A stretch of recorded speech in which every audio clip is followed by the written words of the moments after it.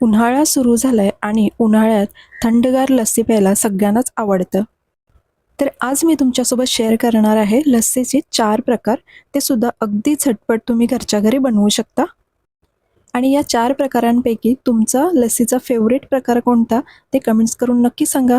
चला तर मग वेळ न लावता रेसिपीला सुरुवात करूया. नमस्कार, शिल्पा होम किचनमध्ये सर्वांचं मनापासून स्वागत. तर सगळ्यात पहिला प्रकार आपण बघतोय स्ट्रॉबेरी फ्लेवरची लस्सी.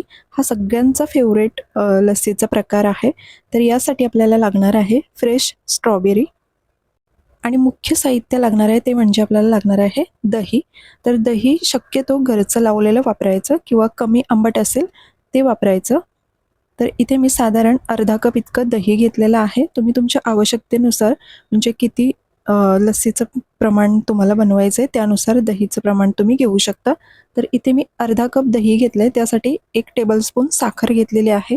हे दही जास्त आंबट नाही त्यामुळे कमी साखर वापरलेली आहे. आता इथे मी स्ट्रॉबेरी स्वच्छ धुवून ती कट करून घेतले. आता एका मिक्सरच्या भांड्यामध्ये दही, साखर आणि स्ट्रॉबेरीचे तुकडे हे सगळं एकत्र करून टाकायचं. यामध्येच मी फ्लेवरसाठी अर्धा टीस्पून वेलची पावडरसुद्धा टाकलेली आहे आणि आता हे आपण मिक्सरला फिरवून घेतलेलं आहे. तर आपली ही स्ट्रॉबेरी फ्लेवरची लस्सी तयार झालेली आहे. तर आता आपण ग्लासमध्ये सर्व करूया. तर इथे मी थोडेसे आईस क्यूब वापरलेले आहेत आणि आता ही लस्सी ग्लासमध्ये ओतून घेऊया.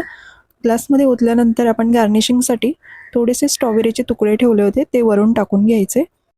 जर तुम्हाला फ्रेश स्ट्रॉबेरी मिळाली नाही तर तुम्ही याऐवजी स्ट्रॉबेरी क्रश वापरू शकता. ते इझिली मार्केटमध्ये अवेलेबल असतं, तर तुम्ही क्रश वापरू शकता. आता ही स्ट्रॉबेरी फ्लेवरची लस्सी तयार झालेली आहे. तर दुसरा प्रकार आपण बघतोय लहानांपासून मोठ्यांपर्यंत सगळ्यांचाच फेवरेट मँगो फ्लेवर. मँगो फ्लेवरची लस्सी कशी बनवायची ते बघूयात. तर त्यासाठी आपल्याला लागणार आहेत 1 वाटी छान पिकलेल्या आंब्याचे तुकडे. तर जर का तुम्हाला पिकलेला आंबा नाही मिळाला तर त्याऐवजी तुम्ही क्रशसुद्धा वापरू शकता. तर इथे मी अर्धा कप दही घेतलेलं आहे आणि आता या दह्यामध्येच आंब्याचे तुकडे, साखर आणि वेलची पावडर हे सगळं 2 मिनिटासाठी मिक्सरला फिरवून घ्यायचं. खूप जास्त वेळ फिरवायचं नाही. इथे मी 1 वाटी पिकलेल्या आंब्याचे तुकडे करून घेतलेले आहेत आणि आता ते मी यामध्ये टाकून घेते. थोडेसे तुकडे मी साईडला ठेवलेले आहेत वरून गार्निशिंगसाठी आणि आता हे अगदी 2 मिनिटासाठी फिरवून घ्यायचं. यामध्येच मी 1 चमचा साखर आणि अर्धा टीस्पून वेलची पावडर टाकलेली आहे. साखर तुम्ही तुमच्या आवडीनुसार कमी जास्त करू शकता आणि इथे मी कोणताही फूड कलर वापरलेला नाही.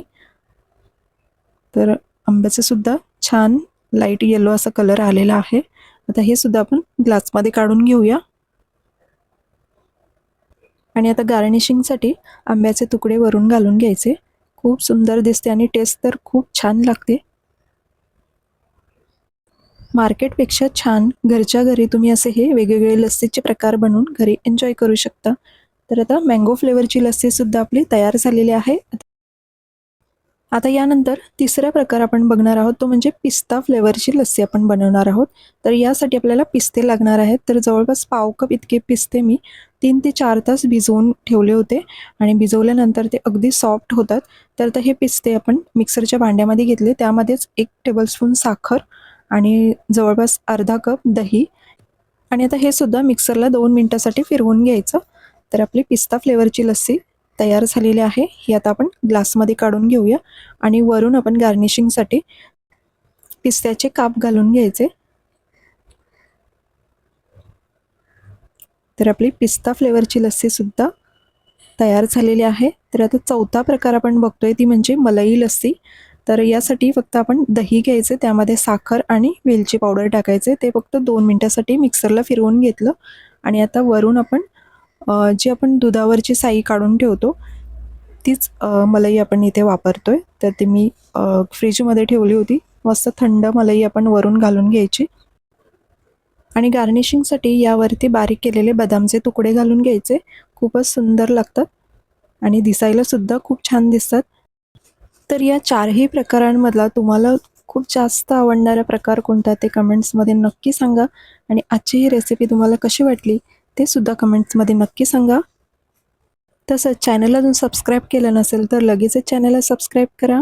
अशाच छान छान रेसिपी पाहण्यासाठी व्हिडिओ शेवटपर्यंत पाहिल्याबद्दल खूप खूप धन्यवाद. पुन्हा एकदा भेटू अशाच एका नवीन रेसिपीसोबत.